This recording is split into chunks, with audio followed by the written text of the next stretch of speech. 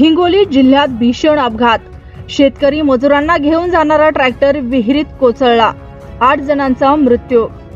हिंगोलीच्या वसमत तालुक्यातील गुंज येथील महिला मजुरांना घेऊन जाणारा ट्रॅक्टर विहिरीत कोसळल्याने 8 जणांचा जागीच मृत्यू झाल्याची घटना दिनांक 4 एप्रिल रोजी सकाळी 8च्या दरम्यान घडली।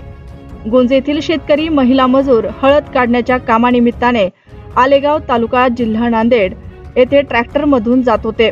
हिंगोली नांदेड सीमेवर आलेगाव शिवारातील विहिरीमध्ये ट्रॅक्टर कोसळला। ट्रॅक्टर चालकाचं नियंत्रण सुटल्याने हा अपघात घडल्याचं सांगण्यात येत आहे।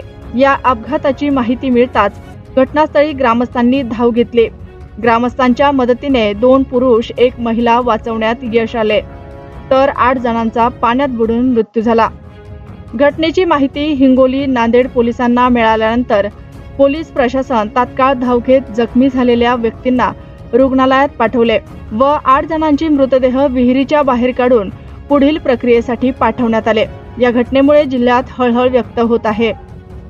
अशाच तळागाळातल्या बातम्या पाहण्यासाठी आमच्या ग्रामीण मराठी न्यूज चॅनलला सबस्क्राईब करा। बातमी आवडल्यास बातमीला लाईक आणि शेअर करा।